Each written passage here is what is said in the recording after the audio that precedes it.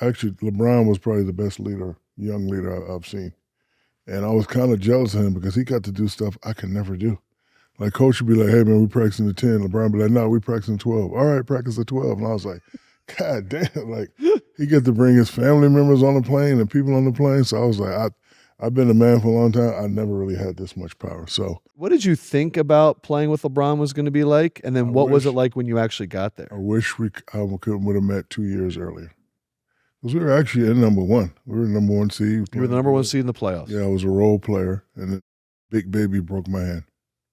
So I had to sit out 6 weeks, and then when I came back, I was all out of rhythm, out of shape, and we lost to Boston. But I think if I'd have met him 2 years earlier, we definitely could have won. Definitely. But again, like as I said, when we were there, we were number one in the East. Nobody could beat us. But, out of the lineup, back in the lineup, and we just didn't have the rhythm. What was it like letting him be the leader? He was actually really good at it. Like you can't do that everywhere. Mm-mm. Like he's Bron. I know I'm Shaq, but I'm the Shaq that has ruled many continents and is on his way out. So I'm just really coming in to be an advisor to him. Never had to say anything. Like the way he ruled was like actually perfect. And again, he had so much power in that organization, power that I never had. I was like, damn, man, I wish I thought of that. I wish I could do that. But it was really good to play with. A really great guy, really great player. If you're open, he going to get it to you. He going to get it to you. So that's why, when they talk about LeBron being one of the best ever, I do agree. But, the numbers will always be, skewed, whether who's 1, 2, or 3. And it's a great conversation to be in. Like, I wish I was in that GOAT conversation. But I realize that life is about categories. So I own many categories when it comes to the NBA, but I wish I was in that greatest of all time category.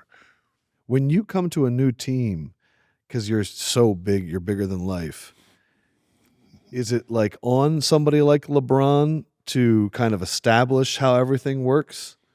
Well, when I was younger, it was corporate takeovers. It was cool. So I don't care who was like when I got to the Lakers, it was Nick Van Exel, Eddie, and those guys. This my exactly. It ain't nothing to talk about. This my. I got to Orlando, number one pick, all the old guys, no really other big name stars. This is my. When I got to Phoenix, I just kind of fizzled in. When I got to Miami, this my. However, young fella's a special kind of player. It's your. If you need me, I'll be on Star Island. I like this. You really have played with some great players. I have. Well, you're good at scouting talent. That's what I do, baby. That's why I got 4. I love that. The GM. Because you helped build the kingdom that is the Lakers kingdom. Anytime something's going on with that team, people want to hear you chime in. As someone that is on Twitter, after every Lakers game, fans are always calling out Darvin Ham. When we first started doing this podcast after the in-season tournament, people were questioning him then. There's this video, I don't know if you've seen it, take a look, where he's talking to the team and they're all walking away. Fans, one of their biggest issues is like substitutions and the teams that he puts out there, sometimes putting out guys and not Rui Hachimura, who's been successful. Can you tell if the team is no longer buying in? First of all, who cares they weren't paying attention? Good insight. In what way? Like, for example, if we've been partners for years, if you're telling me we're going over a segment that we rehearsed 10 times, you can still talk about it, but I already know it. Exactly. So when he's coming in, he probably called the play. 15 down. They know the play. You don't have to be there all studious. Like they know the play. To really set that screen. Yeah, you know what you got to do. So okay. I can take that both ways. Okay. Great question. They're either like, man, I don't want to hear that. And I've been like that a lot of times. Like coach used to call the player and used to be like, man, we're not running that. We're not running that. Get the ball to me. They're going to double. I'm going to look for Kobe first. Hopefully he swings it. And whoever got the shot, take the shot. We're not running that play. So like you have to do that sometime. And then, other times he already said the play. We know the play. Now you got to get your thoughts together. Like, damn, I went baseline. Right. It didn't work. Maybe if I go back, like you got to get your thoughts together. Like every team does that. Like, So then what are, in your mind, what are the signs you're looking for to see if a team is no longer buying in? Is it certain types of quotes in a press conference? Like what could we look for to actually know and not overread something? Well, I'm always looking at the coach. My favorite statement is if the general doesn't panic then the troops won't panic. If your team goes on a run, if the other team goes on a run and you call a timeout, that's telling me you're soft. You don't have confidence in your team. Phil Jackson used to always look at us like, I'm not calling timeout. Figure it out. So that's the first thing I'm looking for.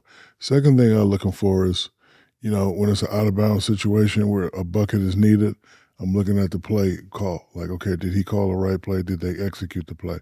That will tell me if the players really have respect for what he's calling and if they really want to, win or not. So I look at a lot of things, but like that little like you can find you can find that clip on any team. And then the teams that's really really studious and paying attention, they're not the top teams anyway, because the top teams that have top players, we are going to do what the hell we want to do anyway, despite what the coach. I was going to say, there are times this year where I'll watch the Celtics and they're all kind of in their own world. And sometimes it might be Drew Holiday talking to them.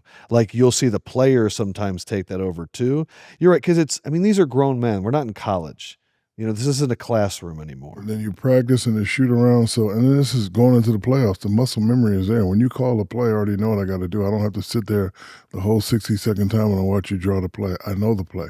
Now I got to get into my own thoughts. Okay, if I try to set this screen on Joker, he may run through it. He got 5 fouls. Maybe if I set the screen, get there early, and he hit me, he can foul out. Like you have to, think about different things. You just can't be sitting there and going.